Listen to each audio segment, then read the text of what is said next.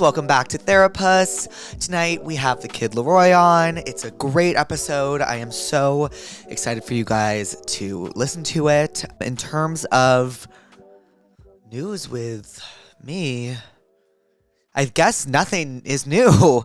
I'm finally back in Los Angeles, which has just been unbelievable, okay? This is my favorite city in the entire world. I know where I've been. I've been watching Mr. Robot. And now if you're wondering, what is Mr. Robot? It was a show released a while ago with Rami Malek, and it's just unbelievable. It was recently added to Netflix, and the whole show has become my entire personality. My entire day revolves around when I can watch this show. I'm on season 4, which is the final season, but it's like a thriller. It's pretty intense, and it's about a hacker. Okay. I don't really know what else to say, you guys. Yeah. Tour's over.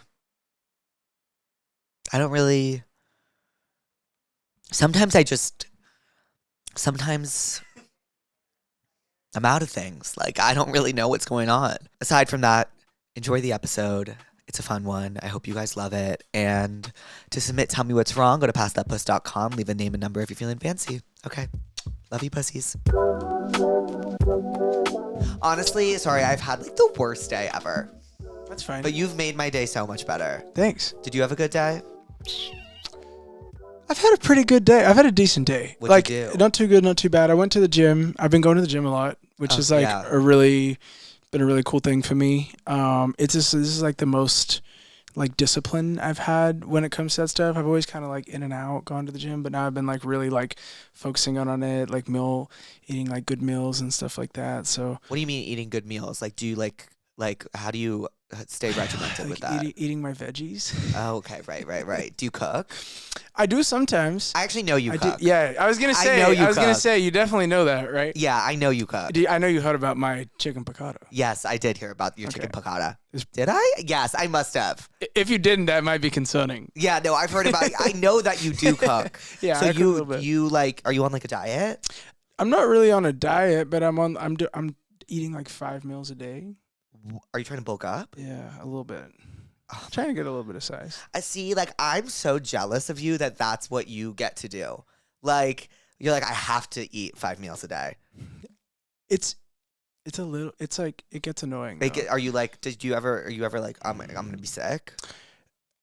I've had feelings like that for sure. I'm like, oh my God, I'm so full. How am I going to do this? But you're just power through. A discipline thing, yeah. Right. I don't know, and it helps me. Like, I feel like what I've realized about myself is that I need to have some type of routine in my life to be sane, basically. Yeah, I get that. I have to have something. So like the gym is just like a good thing. It's like a good healthy habit. It's something that I have to like think about. If not, I'm just too like I'm all over the place and. Yeah, I love the gym. I feel like I maybe that's why I had such a bad day today, honestly. I didn't go today, I didn't go yesterday, and I was in such a shit mood all day today. And I was like, it's definitely because I didn't work out. Are you still running up aloe? Yeah, I do. I used to think cardio was like running all the time, but I realized like I can kind of hack the system by just walking on an incline. Yeah. And it's like, do you know what I'm talking about? Yeah, I know. And it's like 12-3-30, don't get me started. What 12-3-30? Tell me about it. So it's the 12 incline. So you put the incline to 12, speed to 3. So you're like not doing too much. And then you go for 30 minutes. And you would think it's not too much, but like at minute 15, you're like, wait, why is this hard? And then you're like dripping sweat. And then you get like 20,000 steps. I mean, you look great. I was going to ask, do you think I look good? You didn't even have to ask. I know. Do you think, like, because everyone keeps saying to me, like, wait, have you lost weight? I'm not even just kidding, but, like, everyone's saying that to me. So I just wanted to see if you also agreed. I agree. Okay, I think you look great. Thank you. That's what I think. Thank you. Everyone keeps saying, like, my waist got smaller. Like, I'm feeling it, and it's because of 12-3-30. I'm sorry. I'm kind of going off on a tangent. No, it's just, like, been on my mind lately. I love it. Yeah. Maybe I got to come do it one day. To Aloe? Maybe. What do you usually do when you're in the gym? I just do all, like, weight stuff. Mm-hmm. Do you go alone, with friends? Sometimes I go alone. Sometimes I'll bring a friend. I feel kind of bad sometimes for my trainer because sometimes I'll just bring like a random friend every day, and I'll just be like, "Hey, this is my friend." Who I'm Yeah, trying I to get that. today." And then he's like, "Wait, you're fucking up my shit." But not even though he's actually like dope. But I just I just feel a little bad because I'm like, fuck, like I'm just bringing so many people. Yeah, I get that. I get that. In this space. Yeah. What was I gonna say to you? So what are your? How have you been? When's the last time I saw you? I want to say the last time you saw me was at Boat Streets. No? That was a great meal. It was a good meal. It was a great meal, but I think we wanted like I forgot how social Bird Streets was. Yeah. I remember being so tired. I remember Tate being so tired as well, and us being like, "Oh, like I feel like we're in a nightclub eating dinner." The vibe was definitely like we were like, all right, we want to have a night out tonight, but none of us felt like having like genuinely having a night out. Yes. So it's like we're trying to force having a night out.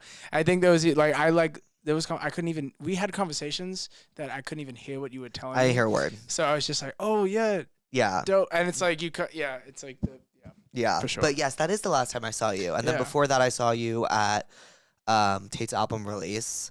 And then probably Tate's show in New York where I got so drunk at that after. Remember that after party?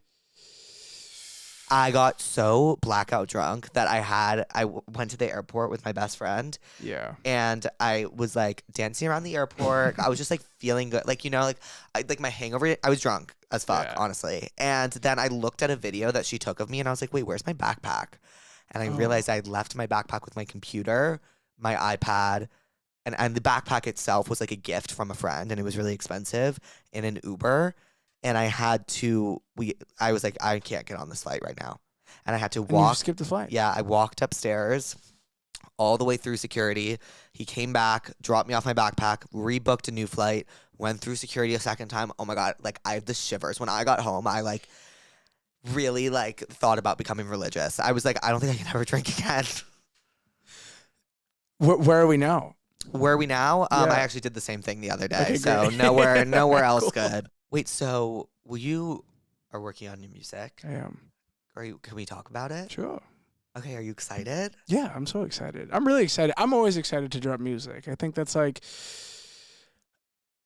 yeah, I'm excited. I get nervous though, obviously, like everyone does, I think. You know, I guess I'm always like, I guess with every project, I'm kind of like sonically trying new things usually most of the time, so that's always a little like scary, you know, going into a project being like, never really put out something like this before that sounds like this, and how's it gonna be received and all that. But I don't know, I'm excited. I remember when you did your album, totally blanking on the title, but it was all the references were A24 films. Oh yeah. So fucking sick. Thanks, bro. But what are your sonic references this time around? You know, I've been making like a lot of happy music, a lot of happy feeling music, which is cool. But I mean, I guess there's some sad songs on there too, but it's like a majority of just like, kind of like upbeat stuff, and like kind of like R&B vibe. Lots of R&B references for sure. Right. A little bit of like Pharrell, Neptune's-y reference. I heard that in the stuff you sent me. Yeah. I've been listening to Destiny's Child. You have? Yeah. What songs? I've been the Destiny's Fulfilled album. Yes. I love that album. Skipless. I used to go through like I went through like a really, really big Destiny's Child phase. Okay, that's awesome. Destiny's Child. Oh my God, I'm just gonna smash my head into the fake wall. No, you got it. When I was like in 6th grade, I remember going through all of their discography and being like, this is just the best thing to ever happen to America. I mean, that's kind of how I feel about the Destiny's Fulfilled album. It's insane. Have you ever seen Beyonce live? I just got to see her live. You saw Cowboy Carter? Incredible. How was it? It was really inspiring. I'm so jealous. And I'm not saying that because we're on a podcast. I'm saying that because I genuinely told everybody after that. I go to a lot of people's shows. I always see a lot of people's shows, and it's interesting going to another person's show as an artist because I feel like you're there and you like there is a part of you that's like looking from an artist's perspective where you're kind of like not judging the show, but you're really paying attention. Right, well, because you know everything going on behind the scenes. Exactly, It's like so almost like the curtain's ripped from you. Exactly, so you know what it takes. You know, it's different than just going. I don't know. Yeah, you kind of know what I mean. So I feel like when I went to, I've gone to a lot of different people's shows and I've seen people I really love to see perform, whatever. But like, you don't always walk away from a show feeling like, damn, like I want to do something like that. I definitely walked away from our show like, whoa, like Right. I'm inspired. Like I like want to think of ideas for my tour. I want to, yeah. Right. Super inspiring. For No, sure. I know what you mean though, because not that I'm an actor of any sorts, but like after I like acted and like the first thing I ever did, which was Hacks, I started watching TV just like a tad differently because I realized you've acted before, right? Yeah, yeah.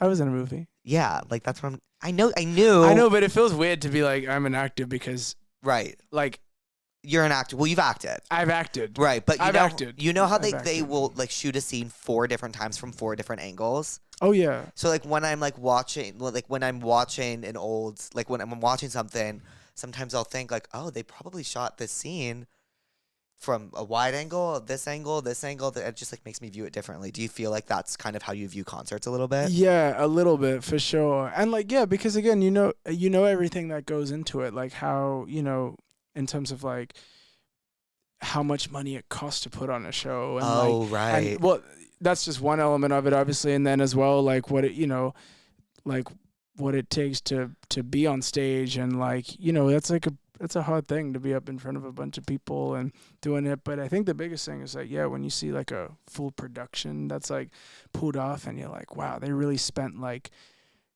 obviously money, but time, spent Right. a lot of time. It looks Right. like, wow, they spent a lot of time rehearsing this, going back to back. Cause I know like how much time I spend and my stuff is like not even, my shows are not nearly as like Intricate as Beyonce's. Yeah. So I'm like, wow, like it's really crazy to, yeah, like you see the time and the money and everything that was spent and put into it and like how many people are like working to make it happen. And just, I mean, she's also just like her aura, her stage presence is just insane. Like next level. Is insane. Yeah. I remember I didn't get to see Cowboy Carter because I think I had like just gotten back from something. I remember just feeling like dead.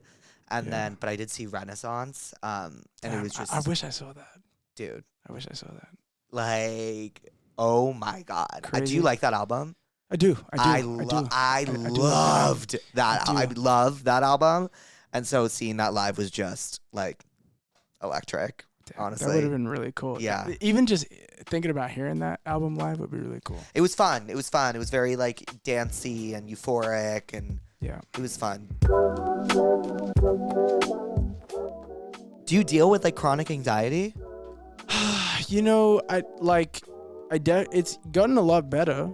It's definitely gotten a lot better, and part of that I would definitely credit to like gym and like eating a little better. I don't think eating better makes you less anxious. It does. I know. I genuinely believe it. I think it does. No, I know you're correct. I know it's a hard pill to swallow. Yeah. I also like I stopped like smoking as much weed. I used to smoke weed every day, and now I don't smoke weed. I remember talking to you about this. I haven't smoked in almost 6 months. Wow, that's how good do you feel? So good. But how hard was it to stop? Yeah, it is hard. It is hard because it's like the thing you like. I don't know. This is bad. I used to like my whole rule was like, all right, I'm not gonna smoke in the day. We are the same person until 6 p.m. Still 6 p.m. Yep. Yeah. And then that's gonna be my reward. Yes. For getting through the day.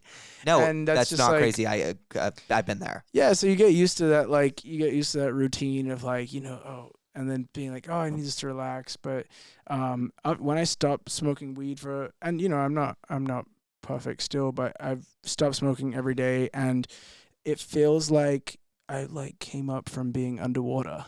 Yeah. My brain got so much clearer, and that's just like how it is for me. I know people who like need it, are just fine.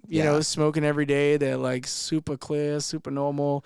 Just what it does for me is just like it definitely increases my anxiety a lot. Me too. But like after the fact. Yeah. Which is weird. It's like it's like the first 10 minutes are great, or at least for me it was like the issue for me was like I would wake up every day and then I'd be like okay, like I need to smoke. Like when is it 6 p.m.? Like I'm gonna freak out, and then oftentimes I'd be like, well, it's 2, Yeah. but whatever. I was And definitely having days like that. yeah, and then it's like when I started doing this a lot more, I was like, this isn't good because I'm like talking to people, and I'm like, should I be high right now? Like, or like, you know what I mean? Like, could I be? And then it's Yeah. like, and then it was also like, I was like putting out like stuff, and I was getting really anxious about it, Yeah. but only when I was high. Yeah.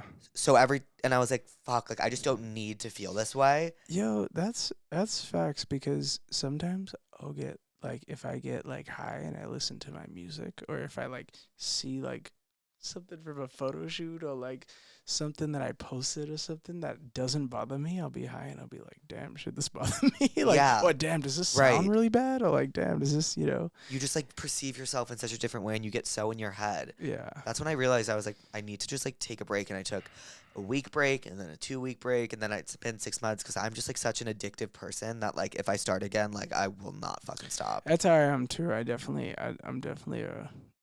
like routine Yeah, person / potentially addictive personality. yeah, it's fine. I feel Yeah. like everyone is. But so I don't know. I guess I say that to say like that helped a lot with my anxiety and working out and doing all those things. Because I think I'm nervous all the time. Do you get social anxiety? Yeah, you- sometimes. yeah. Sometimes I'm great though. It's not like a 24/7 thing, but like, yeah. When did you move to LA? I moved to LA when I was just turned 16. Do you feel like your anxiety got worse once you moved here? Yeah. Yeah. 100%. Right, Yeah. right, 1,000,000%. right. For a fact, yeah. No What doubt. year was that when you were 16? You're 21 now. 21 now, so I would have been 2019. Wow. Yeah. What was that like moving here from Australia? It was crazy. It was really crazy because I came over here for the first 3 months of being in America. I was like on a tour bus on the Juice tour. Uh-huh. And not even performing, just like tagging along. Oh, really? Yeah. And then when that ended for like 3 months or whatever, a couple months, I was living in Juice's house, just like by myself. Like his manager lived in the house, he lived in the house, a couple of his friends lived in the house, and like I was there for a couple months, which at like 16 is pretty like, Yeah. you know, I mean, I didn't feel like, I don't know. I like at 16, you're like, yeah, I'm a fucking adult, you know? Right, of But course. Yeah. looking back, I'm like, wow, that's like really crazy. Young. Then I was able to move my mom out here, my little brother shortly after that, and have some family over here, which is good. But I mean, that was a crazy time period for sure. Taking all that in, because it's like not only like moving to a whole nother country, you're like moving into a country, then into like the entertainment space, like full on, you know, like we're going to like shows with Juice on like private jets and like Right. doing all this, like, you know, kind of like I was kind of taking in all of that before I was even in the position where I was like doing that myself. So it was a very like whoa thing. I think I was just really happy. I felt at the time just like happy to be there though. You know, and just being like, wow, this is crazy. Did Juice find you like via online? Like, were you uploading stuff online? So I think how he found me was through his management, who found me. I'm not quite sure how they found me, but they reached out to me to sign me, and I'm pretty sure they would have showed him, Right. and would have said, hey, there's this kid, like. Were you uploading stuff online now, or? Yeah, on like SoundCloud, YouTube, all that stuff. I had one song on Spotify. And yeah. And how did you get into like music? When did you start making music? I've been making music ever since I was like young. I mean, I don't know. I just always loved music. My mom played a lot of music around the house. My real dad was a musician. But I wouldn't necessarily say like that was like what made me want to be a musician. I think it was just like, I don't know. I just really loved the way stories were told through music. I loved the way, like, I remember when I was like a little kid watching, like, I remember watching there was two videos I remember watching. It was the Eminem Superman video randomly, and the Tupac, I think it was either the Dear Mama video or the Brenda's Got a Baby video. And I just remember being like, whoa, this is crazy. And just being like really drawn to it. So it kind of just, then from there, it kind of became a way for me to just, I don't know, like express feelings or whatever through music. I think it was like a big thing for me as a kid. Like, instead of talking about feelings or whatever, it was like a cool outlet to like do, and it was cool. And yeah. And then you would just like, you would write and then just like, yeah, I would write like to like YouTube beats or something, and like take my mom's phone and like record on my mom's like phone, like a video of me doing it. Or sometimes like my mom would record me rapping. And yeah, that's really sweet. Yeah, but yeah, so I don't know, I just kind of was around music a lot and just really just was like drawn to it. And obviously it like, I guess it runs in my blood, I guess, you know. So so yeah, but I think that's what it was. I was really attracted to like being able to express yourself through that way, I think. Yeah. Yeah. Do you remember like something you put out and you felt like, oh, I'm like in this space now. Like I've made it as like the Kid Laroi. Yeah. I mean, there's a few different like little milestones. I think I definitely think like when I did my first Cole Bennett video with Lyrical Lemonade, I think that was like a huge like, whoa, I've like, this is like really, really happening. You know, I felt little bits of it, like, you know, when I won like a high school radio competition, like that was cool, whatever. But the first real feeling of like, okay, wow, this is like really happening was when the first Lyrical Lemonade, when I did that video, and I was like, what video did you do for Lyrical Lemonade? Song called Let Her Go. Okay. And it was like me, I was in like an orange beanie and like a Dickie suit. And it was really funny because Cole, at the time, I think I was like, I probably wanted to wear just like a bunch of like, I don't know, random like designer and shit like that. And Cole was like, no, I have this like vision for you. I think you should wear a Dickie suit with this beanie. And I remember at the time being like, what the fuck? Like, why are you like giving me it? And I'm so happy that like he did that, because like I look back on that video and I'm like, wow, like, and now I'm like so into that. But I was like 15 or 16. I just wanted to fucking like wear like designer all. I just wanted to pop my shit. You know? And he was like, no, you should wear this. And he was like, just trust me. I was like, all right, cool. Do you still work with Cole? Yeah, we've done a bunch of shit recently. That's my boy. I mean, we talk every now and then. Actually, yeah, you know what's funny? I FaceTimed him the other day, and I was just like, yo, I miss you, bro. What's going on? He was like, I think he was in New York or something. But yeah, that's my guy. I love him. We've also like, we got a chance to like, we were never like really disconnected, but we got a chance to like really, really reconnect on a deeper level than I think ever before through Justin too, because him and Justin became friends like randomly. I'm not sure how that happened. Maybe just like online or something. Or I don't know. They met somehow, and then we like reconnected through Justin, and like, and I think now like, and we even I think like broke a layer that like we'd never even like got to before, which was cool. Yeah. And then you and Justin, did you meet via Making Stay together, or did you meet before that? Nah, he DM'd me on Instagram in, I want to say, it was either late 2020 or beginning of 2021. Were you freaking out? Oh my God. I can't even imagine. I was in my bedroom and I was living with my mom at the time.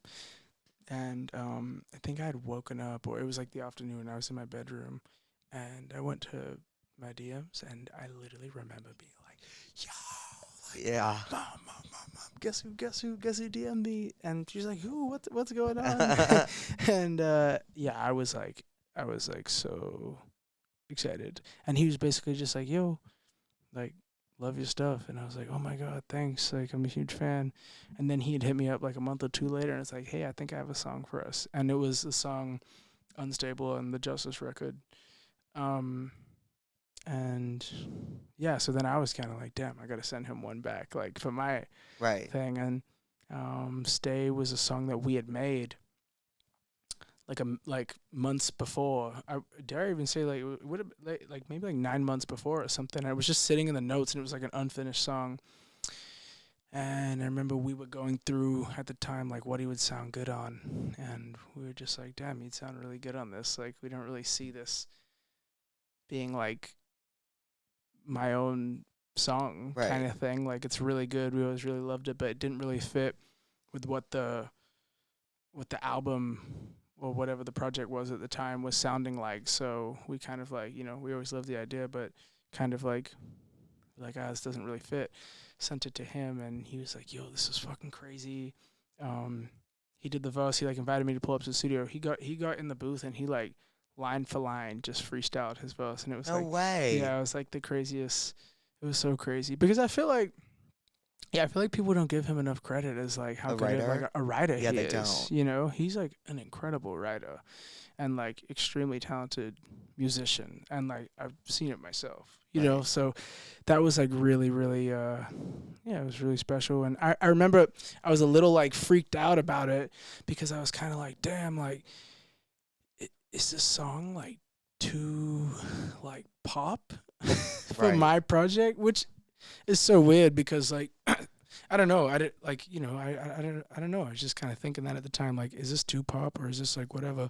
So I was like, yo, do you want to take this for your album? Like, I don't know if it fits on my album. Like, I don't know. Like, and he was like, bro, like, you're tripping. Like, this song is like, you got to keep that. Like, you got to put that on under your name. Like, he's like, this is a smash. Wow. And I was like, and I always loved the song. The day that I made it, I put a snippet up on my Instagram because I loved it. But I was just in my head about like, damn, are people going to think like, I don't know, are people going to think like, oh, damn, not like I'm like, I don't know, selling out or something. Or I don't know. I had like all these weird thoughts in my head. And he was just like, bro, this is a smash. You got to put it out. Like, right. And so I did that and he was right. Did you posted a snippet on TikTok? I posted a snippet on my Instagram stories. And did it just like take off from the snippet? Yeah, so everyone was like, yo, drop stay before like. And they didn't even know Justin was on it at the No, time. yeah, exactly. This was like, and it just kind of like was a thing. Then we put the song in the notes, but the fans were just like, yo, like you gotta drop this. I remember me and Blake. Do you know Blake? Slackin'? Yeah.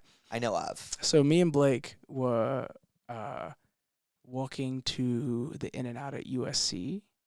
Wait, sorry. UCLA. No, UCLA. Sorry. That is like the best In-N-Out in LA. Sorry. No, yeah. I no, it's okay. So we were walking there, and one night, because he used to live like right around the corner from there, and like there were these kids who like rolled past, and they were like, "Yo, Laroi, you gotta drop stay!" Like it was crazy. It was like a thing, and then Justin got on it, and it was just like, yeah, it was just yeah.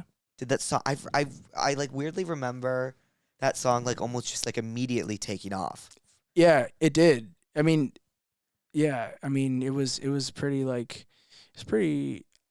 Yeah, I guess it did actually because, yeah, it came out the gate and it was pretty big. And I mean, obviously, anything that Justin gets on, it's like turns to gold immediately. Yeah, So yeah.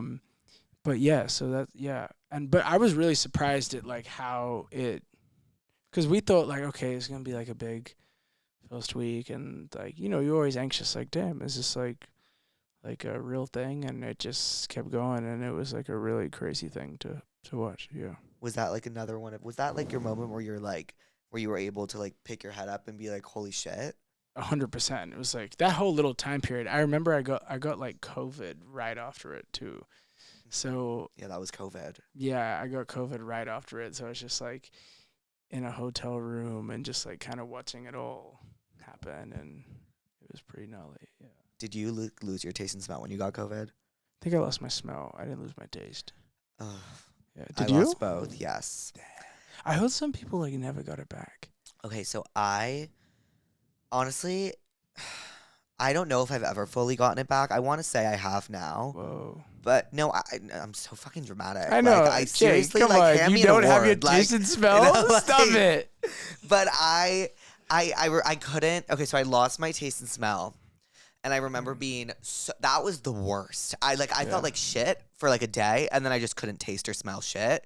And I was like, "Oh, this might be the worst thing to actually ever happen to me." I like remember, oh, I'm gonna throw up. The first food I ever got to eat. Seriously, like I don't know what was going through my head, but I ordered a poke bowl. Ooh. So from where is the question? I was in Laguna Beach. It was like great, but was it a random spot? Like no, it was legit. Okay, but like keep in mind, I can't taste anything. Yeah. Nor smell. Right. So the texture of raw fish when you can't taste or smell. Okay, so the way I described it was like somebody ripped my lip off, cut up my lip, and fed it to me. It tasted like chopped up lip. That's bad. It was so bad. That's really bad. And then I couldn't smell for a really long time. So I remember being in my apartment, cooking, and my roommate was like, "Are something on fire? Like you're burning?" And I was like, "What are you talking about?" She was like, "Can you not smell that?" And I like almost burnt my whole thing, and like, but it took me like a few months to like really get it back. Wow, that's fucked up. COVID was gnarly. I would say after I was like cleared of COVID, it still took a while to get my smell. My smell. I think it was my smell. Yeah, my smell back. So you really started to find success during COVID, though, right? I did. Yeah. Was that like weird? It was so weird because then like the first show I ever did was 2021. That was the first show you ever did? Well, not ever. Like I'd like opened for people before but COVID. Like that was your first headlining show. That was my first like headline show, and I did like a Rolling Loud in Miami 2021. Mm-hmm. And I just remember being so nervous because I was like, fuck, like, it was just so much different than before. You know, it's like usually I feel like as a touring artist, you have like, there's like steps, you know, so venues start getting like a little bit bigger and you kind of like go through it feels like a natural progression most of the time.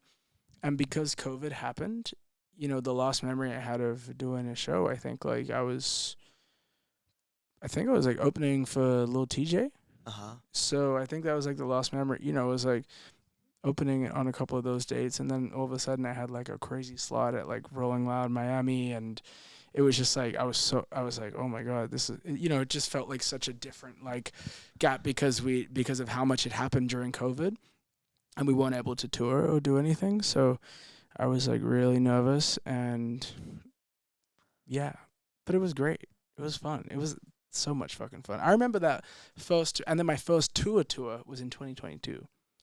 Why do I feel like you've been okay? So it's either I'm like mushing together 2021 to 2025, or I just feel like you've been around so much longer. I feel like, yeah. But then I really feel like that sometimes too. Yeah. But then I really think about it, and I'm like, no, the first time I ever remember hearing of you was 2019. Yeah. Yeah, because were you with Internet Money at the time? I wasn't with them. Like I wasn't signed to them, but I worked a lot with them. Right. Yeah. Because I remember because they were I used to work at a label, and they were. You did? You know this? No. From 2020 to why did I say it like that? 2020 to 2022. What were you doing? 2023. Sorry, I worked in international marketing. No fucking way. So the person I worked for, her name is Molly. Hi, Molly. Hey. Yeah, still very close with Molly. Okay. Yeah, she's great. She worked like very closely with like Trippie Redd. So like, okay. Oh yeah, okay. We I would like be on a lot of his stuff with her. Like she was like, okay, so like basically like for a while I would like analyze international data and like international playlisting data. And like see like where we needed to push the song, what playlist it needed to be on, like what countries it was doing well in. Like I would get them to record liners. Like fucking way. Like, yeah.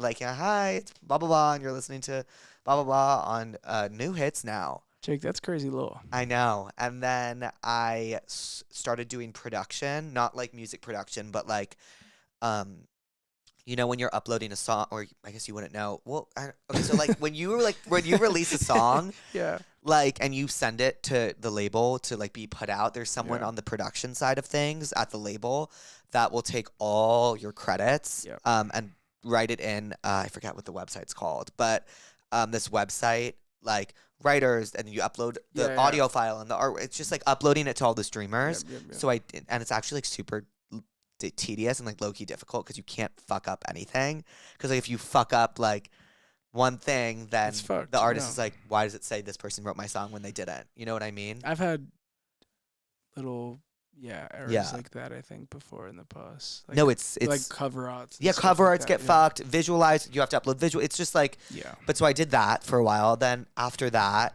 I became the assistant to this guy named Zach. You're like in the biz. Yeah, I was in, and then I wanted to go into A&R. So that's what my whole plan was for 2023. But Zach always made this joke, like, if anything ever happens, I'll manage you. It was like a joke, but like, I don't joke. Does he manage when you it comes now? to that? Yeah. So now he manages. He does? Yeah. No fucking way. Yeah. And so when my whole thing took off, like, he was like, all right, because a bunch of agencies were reaching out, but so was management. But like, I looked at him and I was like, wait, so like, do I need to like, are you my manager? And he was like, yeah, you can ignore all the management stuff. Wow. So then he took me to all the agencies that had reached out, and we have just been nonstop since then. He's like my best friend. Okay, great. That's crazy. Okay, I have a homie who she does my nails, and she's a homie, she's super dope. And she said that she remembers you from college doing like Octopus reviews. No, I was making Octopus. So basically, I interned at 10K COVID summer, so 2020, and then all of my junior year. And then they were like, okay, like you need to finish school and come back to us. Because at the time I wanted to drop out and just work there full time. Because I was like, I can't imagine working anywhere else. Like everyone here is my best friend. I love it. And this is what I want to do for the rest of my life. But they were like, just take a break.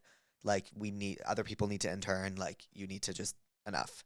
And so it's like, okay. And then that senior year, I like started that Octopus account because I was going out all the time. I was bored. Wow. Like I was smoking. Like I was just like, I was just thinking of stupid getting shit to getting do. high and eating octopus. Yeah, essentially. That's great. And like I remember for on the like that 420, I like ordered octopus and like was super high. It was like a whole. I'm telling you, like Do you still have these videos archived?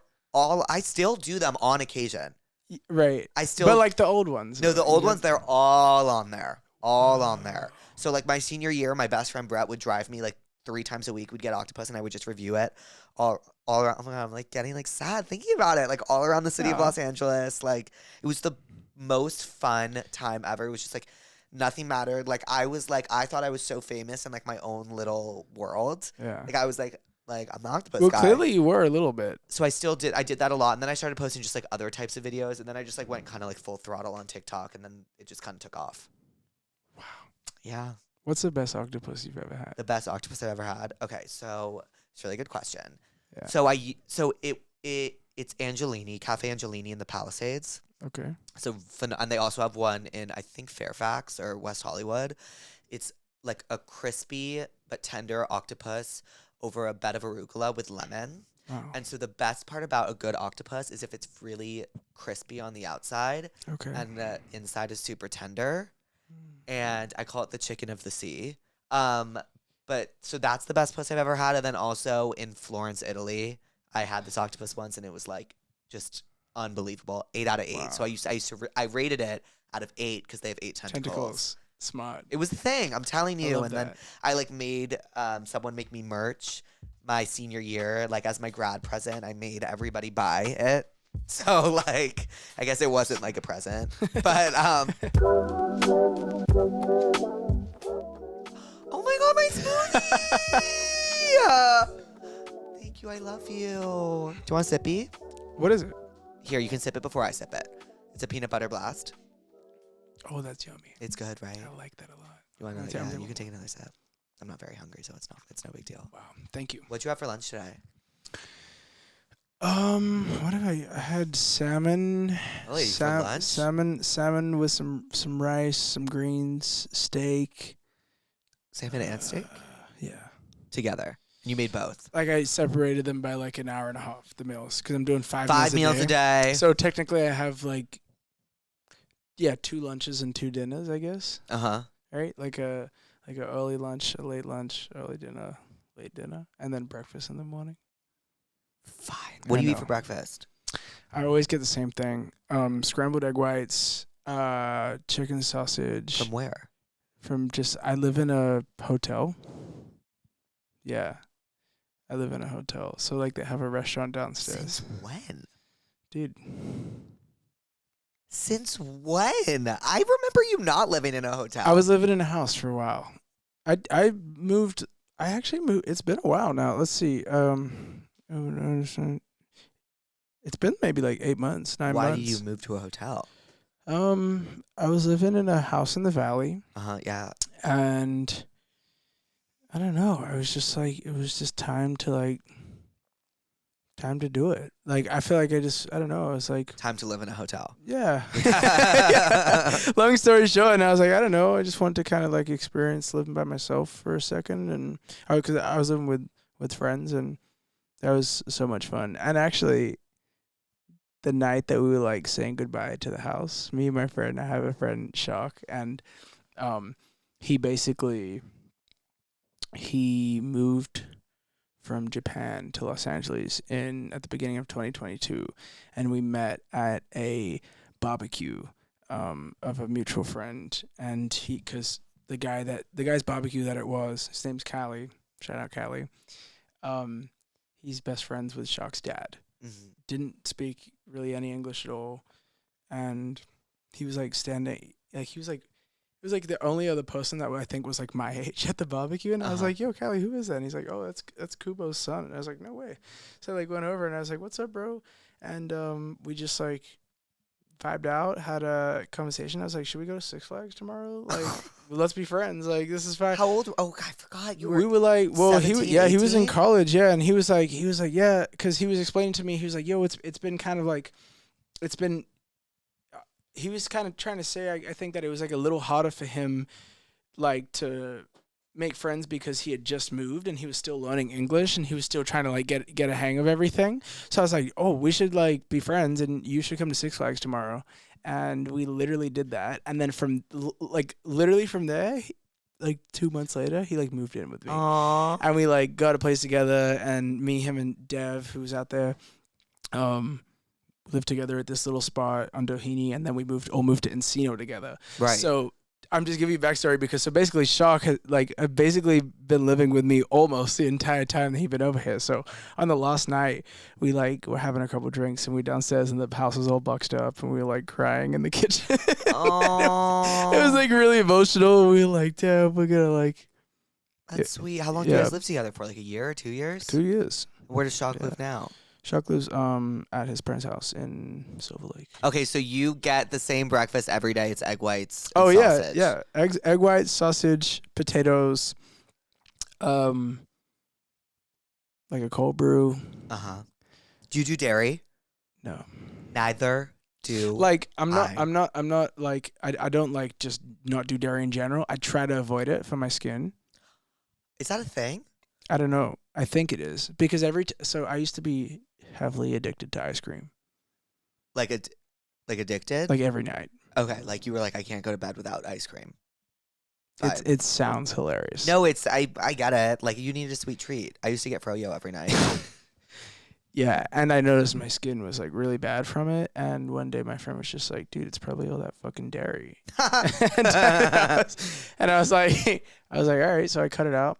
Skin got better. I stopped drinking a lot too. Not that I was like drinking a lot, but like, you know, when you go like, I don't know. I feel like in LA it's really easy to just like go to a social event and like drink. I actually feel the opposite in LA. Really? In New York, that's another story. New York, I will drink every single day of the week because like it's just like it's the vibe. What am I gonna do? Yeah, I don't know. I feel like I don't know. I feel the same way about LA. Like if I go out, I'm I feel like pretty you're more anxious. social than I am. Yeah, I definitely am. Like I don't know. I had this thing for a while where I definitely felt like I need to have a drink to like talk to Loosen people. up. Yeah, because I'd just be like stiff. But I stopped like doing that and just saving it more for like special occasions or whatnot. And so cutting those two things out helped my skin a lot. And then now I notice every time I like eat some ice cream or like drink the night before, like my skin literally gets worse. It like flares up. Yeah, so I'm like, damn, that kind of, it's like, yeah. I don't know if adults are supposed to like, well, because I know like, I was about to like make up some fake news thing about dairy, and it's just like, no, go ahead. I know I'm incorrect. Let's hear it. Okay, so like I know that cats have dairy when they're like younger, like when they're like baby cats, And then when they grow up, they have water because like your body can't process like lactose, or like the cat's body can't. And so I'm like wondering if like humans are like the same vibe. You know what's really funny? I've heard that before about humans, not about cats. Well, I'm not even joking. I'm really serious. Like I've actually heard that something like when like as an adult, you're not supposed to have a lot of dairy. Yeah. I heard that. No, it's correct. And it is correct. I knew it. I knew it wasn't fake news. So just with I don't know. I've heard it. But also I also heard random. This is really random, but I heard that like I don't know like why I heard this, but I heard that your body can only like digest a certain amount of protein at a time. That would make sense. And I was like living by that rule for like the past for years of my life, and I asked my trainer the other day, I was like, hey, so like I'm putting this like double scoop in this thing, like is it even good? And he's like, dude, that's a myth. I was like, what? He's like, yeah, it's like a lie. That you can process protein at any time. Yeah. All of it. Yeah. Do you believe in the white rice versus brown rice vibe? I'm not fully equipped to really speak on it. But what rice do you have? I have white, but I heard brown is a lot healthier for you. But then I also heard that that's not true. It's probably not. I eat white rice. I feel just fine. I prefer white rice. I love white rice. It's my favorite food in the entire world. Do you like put like bit of soy sauce on that too? Yes. Well, I used to my white rice order at this restaurant that actually just reopened. It's called Izakaya. Was on West 3rd. I know about that. I used to live across from it, so I would go every day and I would get a bowl of white rice, soy sauce, spicy mayo, and tempura flakes, and I would mix it all together, and then I would also put crispy onions on top. Wow. And it like really filled me up. And then now sometimes I get white rice and I pour like a dab of truffle oil in and soy sauce. Truffle oil? It will change your life. That's really creative. So when I had COVID, I actually couldn't taste truffle for 4 months, and that's actually how I knew that I got my smell and taste back. I had truffle fries and I was like, huh. Have you been to Tatsu? No, Toscana? Toscana's my favorite restaurant in LA. Do you know about the secret truffle pizza? What do you mean the secret truffle pizza? Like the white truffle pizza? Yes, it's the best truffle pizza in LA. Yeah, but like, okay, great. That's why I was. Yes, it is. It is the best truffle pizza. It is the best. LA. I've had it. Yeah. What's your order there? I mean, obviously, when they have the white truffle pizza, oh, it's definitely so fucking fucked up. I good. love like the chicken Milanese. Yeah, Milanese, and the desserts are really good there too. They have like a chocolate tart. Yes, they do. It's fucking crazy. They do. It's crazy. I usually have them make me an angel hair olio because they have it. Wow. But what I love about Toscana is that they treat you like family. Like I feel like they treat everybody like family. They do. Do you know what I mean? I like the bread they give you at the start. Oh, the bread. You should go to Toscana. Dude, I'm so down. That's like my favorite Italian restaurant in Los Angeles. It's up there for sure. Mm-hmm. It's one of mine too. Wait, I'm so excited to ask you, what are you therapist about today? Do you want to go first? Yeah, so I had a really bad day. Okay. So I can't like get into specifics, but there was like, so I woke up, something great happened. Okay. And I was like, oh my God, BDE, best day ever. And I was like, this is going to be amazing. Like, what great news to start my day. Yeah. But I didn't work out. And I was off to a weird start because of it. And then I got one piece of bad news. And then I did like a shoot thingy that was like great, but like I did it under the presumption of the first piece of bad news. Like I was doing the shoot, having just received that bad news. Oh. And then we went to lunch. And then as I was sitting down, I got another piece of bad news that like was just, I can't even get into. But like that one, I was just like, cool. Right after the shoot, right before we got in the car to lunch, I got another piece of bad news. And then, yeah, it was like 3 things back to back. And it sucked, and I was in a horrible mood. And then I watched the rehearsal and felt a little better. You watched the rehearsal? Yeah. Do you really? I'm up to date. Currently. I'm not up to date. I just started. I'm on season 1.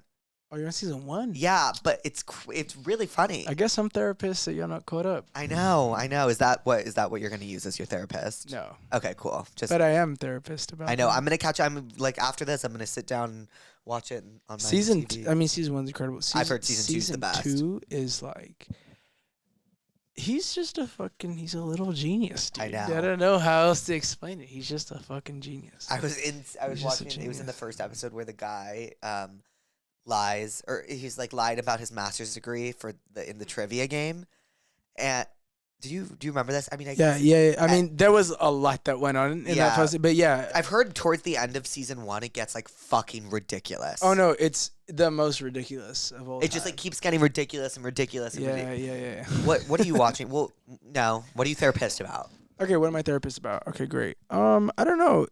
Today there wasn't a lot of like bad stuff that happened. I mean,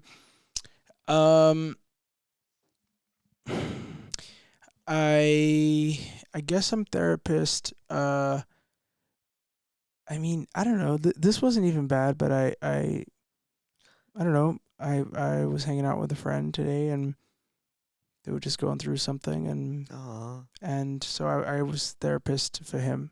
Oh, you're an empath. I'm a little bit of an empath. Damn, it makes mine seem so selfish. No, not at all. Yours is understandable as well. I understand that. So I was kind of I guess I took that on. I took on his feeling of feeling that way. He was going through some stuff, and I was therapist for him, for sure. So yeah, and I mean my salmon was like okay today. Every time you say salmon, it makes me nauseous. How do you cook in a hotel room? Well, it's not a hotel room. It's a residence. It's an apartment. You know what? I think that should be my next move. And you get to go down to the hotel restaurant every morning? You just charge it to your room?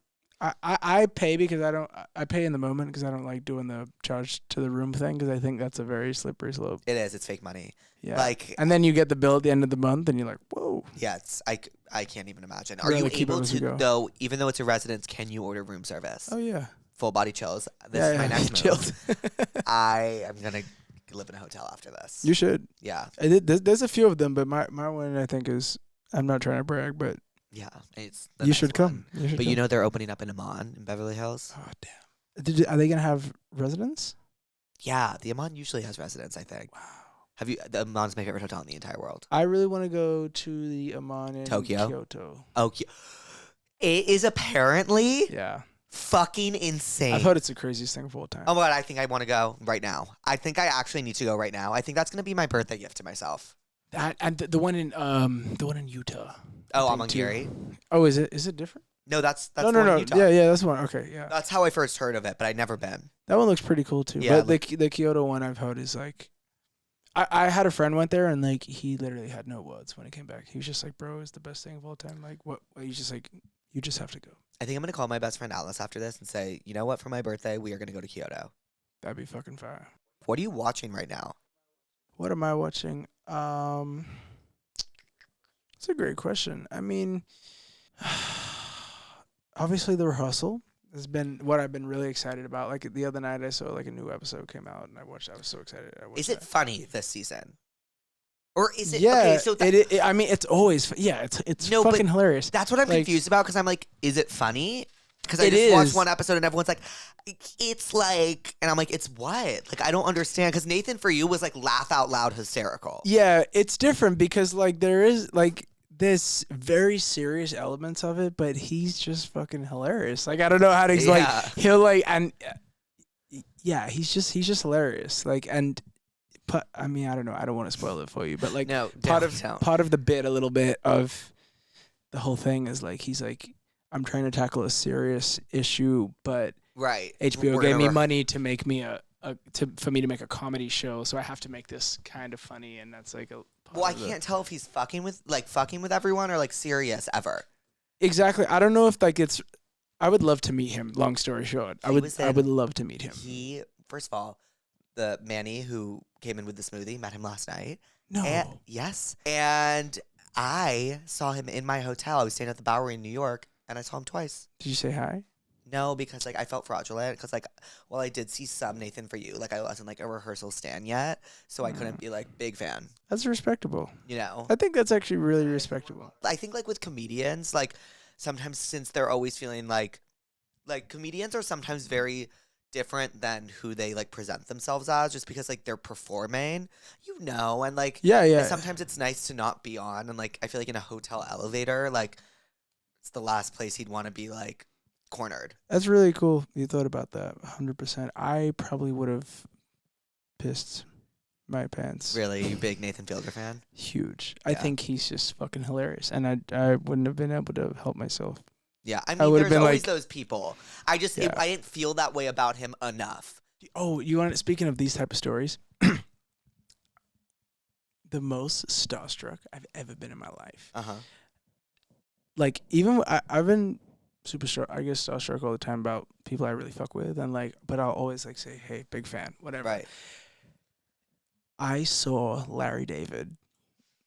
I saw him at Toscana once. No fucking. Yes. That feels like a fucking Larry David spot. I feel like he totally would go there. Yes, I saw him at Toscana once. Wow, I saw Larry David. We were at like I think it was the Vanity Fair party, like the Oscar after party, and I saw him from afar, and I was like, holy shit! And I went to walk towards him, and then I literally was like, I can't do this. I turned around and I walked away, and I totally blew my shot at meeting him because I was that like geeked. I was like, I don't even know what I'm gonna like. I don't know what I'm gonna say. I don't know what I'm gonna do. This is better off just left.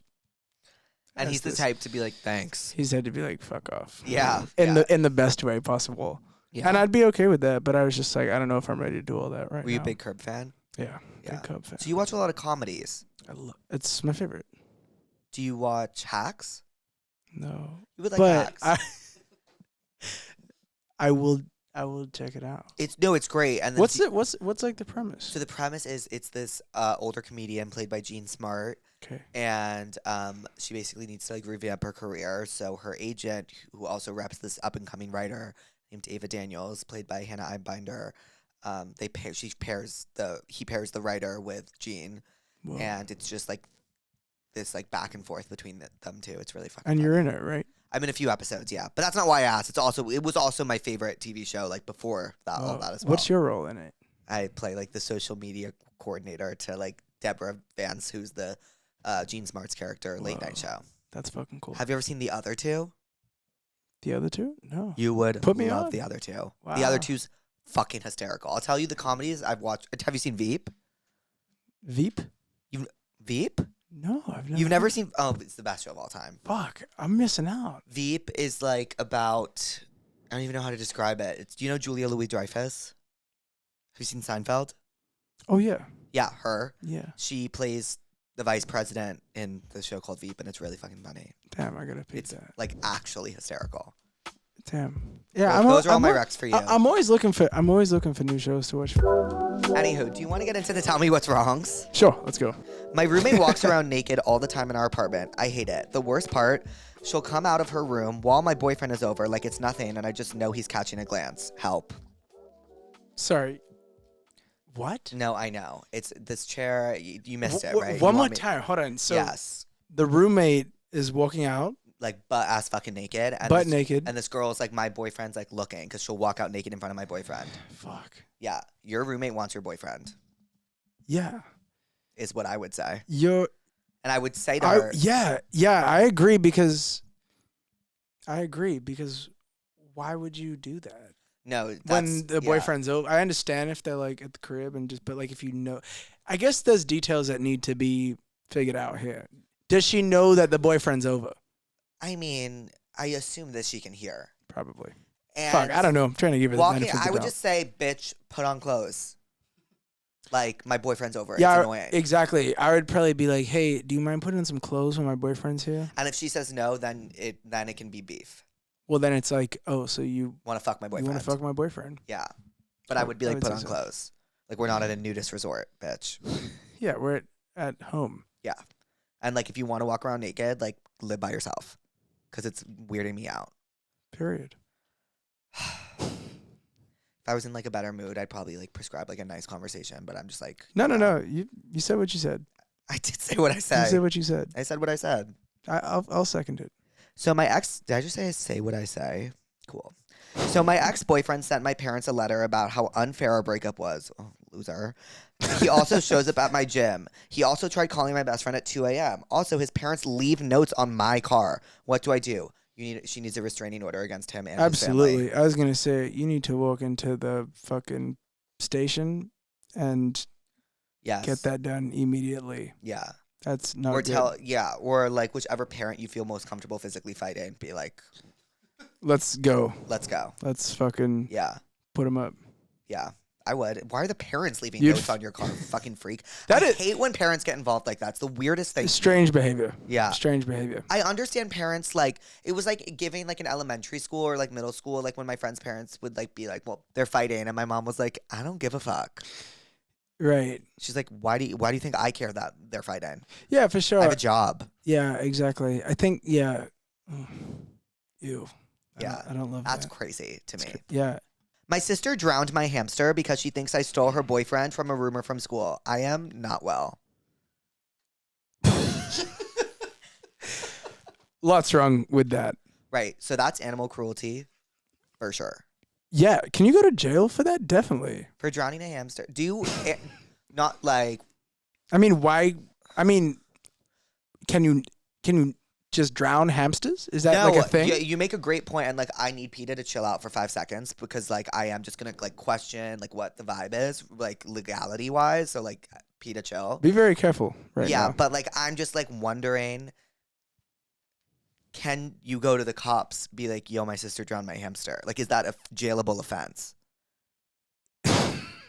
Like, is a hamster like, you know, like if it was a dog, God forbid, like behind bars, but like, can you? I see some favoritism going on in my eyes. I'm just saying. Well, I think it's really fucked up that she drowned the hamster. Yeah. You can't go to jail for drowning a hamster. You can go to jail for drowning a hamster? Yes, drowning a hamster in California could lead to jail time. No, so like I agree with that. It's not that I'm not agreeing with that. I'm not saying you should like drown a hamster, but like I'm just saying like I did not know, like before I gave this pussy advice, like I want to know like if she's just going to waste this cop's time. So yeah. Well, it just really depends if you want your sister to go to jail. I would be fucking livid if I don't have a sister, if my brother drowned my hypothetical hamster. I'd be livid. Well, I mean, your sister sounds like I think she has other stuff going on, you know. Well, they say, you know what they say. What do they say? That's the first signs of like a serial killer. Right. So what I would tell this pussy to do is therapy. No, I would say go to the cops if you want your sister to go to jail. Facts. But to get back at your sister, you need to start a rumor around the school and be like, my sister is a serial killer. She literally suffocated and drowned my hamster. So you think no therapy? Do we want the sister to get better? Do we want a redemption arc? How do you get better from that? You're a murderer. Well, maybe. Yeah. No, like therapy for sure. That's a crazy thing to happen. Maybe I'm not going to make excuses for the sister. That poor hamster. Having a hamster as a pet is so wild to me. Like, what's the point? I don't know what side you're on right now. Yeah, like I really can't tell. No, I'm saying I'm on the side of you want to know the something? main girl. Like you, obviously that's murder. Like I'm now questioning like the point of having a hamster as a pet, and also where hamsters come from and how they got domesticated. I maybe have extra sympathy. I've never owned a hamster. My friend did. Same, neither. And we were working together, and his hamster, while we were working together, had to go to the ER. How would he know that? He got a call from his girlfriend who was like, the hamster went into cardiac arrest. So the hamster was going to the ER, and he was like, yo, I got to get out of here. My hamster's like going to the ER right now. So he dipped, and unfortunately they tried like doing a surgery on the hamster. Hamster got through the surgery, but then went into cardiac arrest and died. And my friend, I guess I say that to say my friend was like devastated, rightfully so. No, it's devastated. It was his pet, and he fucking loved it, and was devastated, and was like he was like really mourning the death of his hamster. So I think I have a different perspective because I saw a friend go through that, and I definitely think hamsters should be treated with the most care and respect. No, of course. It's a living, breathing thing. my question just arises from yes. It's okay. No, Jake, I know you're hot. It's that fine. sister is a serial killer in the making. For sure. Yeah. I'm in my mid-20s, and I swear to God, there is a new important event every fucking weekend. I feel like I can't say no because most of these are birthdays and weddings, but mama needs a break. Because most of them are birthdays and weddings. I feel that. That's I think tough. you can say no to birthdays. You can't say no to like weddings if they're your close friends. It's just my opinion. Yeah, a wedding. Saying no to weddings tough. Have you been to a bunch of weddings? I've been to a bunch, no. Weddings are fucking expensive. Yeah, Weddings are fucking expensive. I just had to buy a tux. Oh, suits randomly fucking really expensive.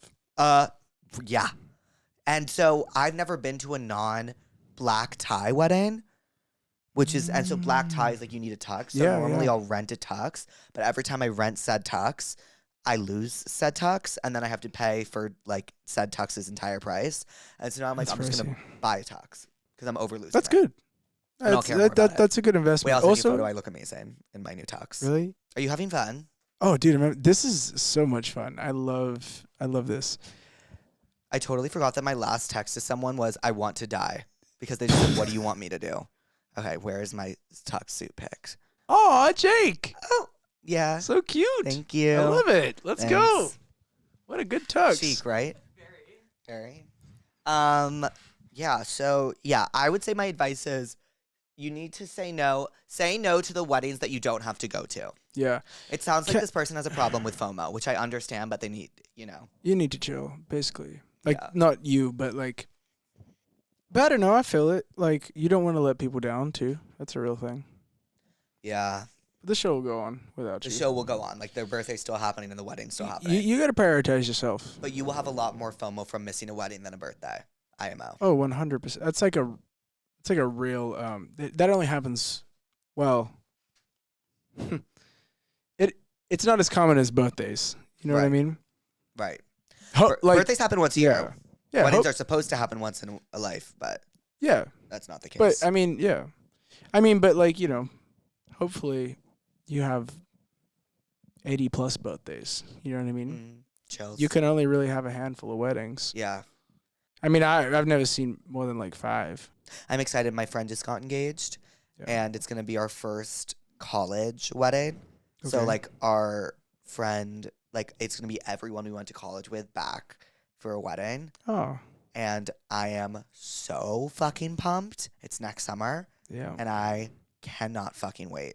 And I know because my manager, Louise, like, has like a wedding like every other month, like a college reunion wedding, and she's like, they're the most fun I've ever had ever. Let's fucking go. Because you're just like, you get to like kind of be like, it's like a little it's a reunion. Reunion, exactly. But it's like enclosed, and the best weddings are weddings that aren't like are kind of like in another place or like a remote place, so that everybody there is stuck there for the weekend. You can't go anywhere else, so the only option is to black out. It's like 100%. I saw. Kind of tangent, kind of side note, but like I saw like one of those like a Am I the Asshole vibes. I love the Am I the Asshole vibes on on Reddit. It's the only Reddit ones. But I see it on like TikTok and shit. Yeah. And one of them was like, "Am I the asshole for like wanting a no phone wedding?" What do you think about that? I think it's totally valid. I think it is too. I think it's totally valid. I gotta be honest. As long as you're not a stickler about the photos taken at the wedding and you're like, here's for everyone. Yeah, for sure. I think more so off of the thought of like, and like if it's like an emergency, it's a different thing, obviously. But I think off the thought of like wanting everybody to be like present and like, yo, if you need your phone, we'll fucking unlock it for you, whatever, give it to you. And I didn't mind the idea. I saw a lot of people that were kind of really against it. What do you feel about when people are on shows at a concert? Like, does that... When people are on shows? Like, on phones at a concert. Sorry. Sorry. When people are on phones at a concert, like, do you ever feel like, does that ever fuck with you while you're performing? No, I've only experienced, like, the phone crowd generation. So, right. You never got it before. It's just, like, normal, but, like, it is way cooler when you have, like, a crowd that's more focused on being in the moment, obviously. but I understand why people want to record and save memories. I think it's annoying when someone's doing it like every single fucking song. Right. It's like you can like record memories. Like when I'm at a concert, sometimes I'll record a video, but like I think if you're like 70-80% just present, enjoying. I try to be very present at concerts. Yeah, especially because like maybe I don't know, maybe some people don't realize this, but like for the most part, usually like artists are like out there fucking like going crazy, like I don't know, not to make it a deep thing, but like they're really trying to put on a show, like being vulnerable, like and so sometimes when it's just like phone, right, yeah, just kind of like a little bit, yeah, maybe, but I mean I don't know, I'm not gonna lie and say it really bothers me because it really doesn't, right. Yeah, to be honest. Yeah. But I can understand why people like really hate it. Yeah, especially people that were performing before the phone crowd. Yeah, and I definitely do prefer a no phone crowd. It just doesn't bother me really. My ex-situationship and I have a very hard time staying away from each other. We're so bad for one another, but I think that's why we still hook up. Help me, how do I grow up? We're so bad for each other. That's why I think we keep hooking up. Yeah, they can't stay away. It sounds very toxic. I've never had like I've had like I have attachment issues, so it's just I've never been in that situation. I would say just it's really hard, but if you can just go like cold turkey, don't talk, obviously no contact. Yeah, like if you need like have the conversation, whatever the conversation needs to be. Hey, I think we should stop. Whatever. And then from there, once that's like closed and done, you just got to be disciplined and be like, I'm not going to. No contact. Yeah. Yeah. I think that's easy. I mean, that's like, I don't know. I think that's probably it's kind of hard to do, but like, yeah, that's it. I mean, that's really the only way you're really going to move on, right? Yeah. At least for like, a long period of time, And then when you heal and you guys come back together, be friends or whatever happens down the line. But I think like to really, really get over, you gotta like go, and it sounds pretty cliche, but you do gotta go like think about yourself and focus on that and do all the things. My roommate is a pathological liar and lies about having cancer and a handful of other medical things for attention. We're in a year lease. What the fuck do I do? So I have the ultimate prescription because I know what this person needs to watch. There's a documentary about this. There's also a show about this. Real Housewives of Orange County. This one housewife's boyfriend at the time lies about having cancer, and they find out on the show. So you should watch that. What season? I think it's 9 or 10. Fuck. What documentary are... Oh, are you talking about apple cider vinegar? Yes. Yeah. Yes. Yeah. Yes. Yes. I haven't... To be completely honest, that takes place in Australia. It does. I haven't watched the full thing, but I've definitely heard about it. I've definitely seen clips. I would try to break the lease, or just like I'd definitely break the lease. I would definitely encourage your friend to get some serious help. Yeah, that's crazy. I would, maybe encourage some distance. Definitely move out. Definitely another no contact situation, maybe. I would also watch Glee. You ever watch Glee? Because Terry Schuster pretends to be pregnant. You know what? I remember Glee being on the TV when I was a kid. I never locked in on it. You gotta lock the fuck in. Special of all time. Okay. Of all fucking time. Okay, I gotta. Glee is the greatest of all time. I've heard it. I've heard that people say that for sure. It's just perfect. Start from the jump, right? Yeah. You have to start from the jump. It's the pilot's one of the best pilots ever of all time. I believe you. I saw you just interviewed. Yes, Leah Michelle. It's my mag. That was really cool. It was unbelievable. I remember leaving that interview. I smiled when I saw that post. Yeah, it was really wholesome. When I left that interview, when she left the room, I looked around. Do you remember that, Nolan? I looked around and I was like, "Yeah, that ate." Wow. Like that was the best moment of my entire life. Yeah, I saw you said something like that, and I was like, "That's really sweet." Okay, well, Laroi, what did we learn today? Hamsters should definitely be taken care of. And it's illegal to kill one. Not that I was ever planning on killing a fucking hamster, but I just didn't know if it was punishable by law. Exactly. Yeah, I'm just saying, I didn't know if it was punishable by law. We also learned that you live in a hotel. We learned I live in a hotel. I mean, I didn't learn that. You learned that. Yes, I guess. I learned that you live in a hotel and you live in the sweet life of Zach and Cody vibes. That really, yeah. Do you know what I'm talking about? I know exactly what you're talking about. Cool. I know it. That's why I was like, yeah. Yes, I am. And we learned that people are going through some fucking shit, I guess, and have some crazy roommates and / sisters / shit going on. And we learned that you have new music on the way. Oh, or I learned that. Fuck yeah! I guess we didn't even talk about we that. We didn't really. talk about. Should we? For like 5 seconds, and we could. Yeah. Go. Okay. Yeah. Okay. I'm like, dude, we spent all this time talking about fucking hamsters. Okay, so before we end, tell me about your new project and when you see it coming out and what the vision is and everything about it. I don't know. This project is it's a lot more fun. I mean, it's still obviously personal. There's still like super personal songs on there and whatever. And, I always describe this project as being like a happy project, like having fun, dancing type of thing. But there are like still sad songs on there. There's still like, there is still those type of pockets on there. But I mean, I don't know. I kind of went into it just being like, I wanted to make music that I could like play like on a night out or something, Yeah. Like I think like this is like a really weird thing, but like I noticed that when I would like go outside like to like a club or something and like the DJ might be like, yo, like I want to play one of your songs. Like what song should I play? And I would be like, fuck, I don't really have any songs that like you can play right now that like will feel, I mean, the closest one was really like Stay or something like that. But I don't know. I kind of realized like, damn, I don't have a lot of like music for like this type of environment. And so I guess like the mission in the beginning was like, I just want to make music that can be played outside and played for people to have fun and dance to, because I kind of have made like a lot of sad music and a lot of like, kind of more emotional leaning stuff. And there's still that stuff on there, but I don't know, just taking a bit more sonic risk, melodically trying new things, been working with, different people and just trying to like experiment. I did, so just a lot of that, and kind of figure, in the beginning that was like the intention. Then it kind of became, the project kind of became like a whole story now, which is cool, which is how it usually goes anyway. You set out with like one intention, and then it kind of like shapes into like this like body of work vibe. What do you think the story of the album is? I mean, it's really like a love album,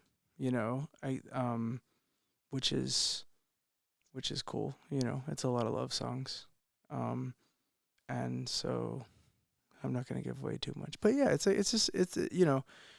not like a, top to bottom, like exact, story, but like it's funny enough, like now that it's sequenced, when I listen to it top to bottom, I'm like, wow, it's cool. It feels like a little, makes sense. Like, yeah, like it feels like it strings together. It feels like a full like thing. And yeah, it's cool. Right now we're just, it's done. The album's done. It's done. Yeah, it's done. Right now we're just working on little transitions and little like skits. Oh, to fun, just add. fun, But all fun. the songs itself are actually done, and they're like ready to go. We're about to like shoot the album cover next week, and it's coming around really quickly, which is really crazy. But yeah, I don't know. I think it was just about I also this album I didn't want to overthink too much. Last album took me like 2.5 years to make, and this I was just kind of like not overthinking a lot of songs. Although naturally now that it's done, I'm definitely like overthinking. You just kind of have to get it out. But I'm just kind of like listening to that now. I'm like, all right, I gotta try and take a break from like even listening to this. I still do. I listen to my songs when I make them a lot, which I think, because I'm trying to like hear things, or I'm trying to like figure out, okay, what is this slot, or what is this, whatever. But but then sometimes I get to a point where I play it so much that then I start picking at little different things, and I'm like, oh, I can't change this, or it's gonna just change the song, right? And it's gonna change how I felt about it in the moment. But yeah, I think when I'm making a track list in general, I'm always very conscious of like what's the story that's being told, how things are going, and I'm just really excited for people to hear it. I think it's like I'm really happy with it, and like my friends like it, and that's all we can really know. This album number 3? 4? It's technically number 2, but like some would say number 3 because the first album was like technically classified as a mixtape, but it was an album. Got it. Like got it was. That's where. But I don't. I like to claim it as a mixtape because I just don't like to claim it as an album. Right. You know. Yeah. But it is technically like it was an album. So it's number 2, but I guess number 3 to some people. I'm excited to hear it. Thanks, bro. Yeah, I want to when it's fully done, I want to send you like a real. Yeah, I'm excited. Top to bottom I loved. listen. Here, I'll tell you my favorite. Yeah, yeah. What was your favorite? I'm curious to know what your favorite one one that you was. sent me was Because I sent you a bunch of random things at one time that are just kind of like. My favorite one that you sent me was "Move Your Body." I loved "Move Your Body." Let's go. Yeah, I was into it, and I was like, I want to hear this on night out. Yeah. Wow. Well, our next night out. We did the job. Yeah, you did do the job. Let's go. Well, Laroi, thank you for coming on Therapuss. Thanks for having me. I was really excited. Did you have about fun? This. I had so much fun, and I was really excited about this prior. Me too. I was so excited. I was so hyped. Yeah. Will you give a little bye, pussies? Bye, pussies. Bye, pussies. Bye, pussies.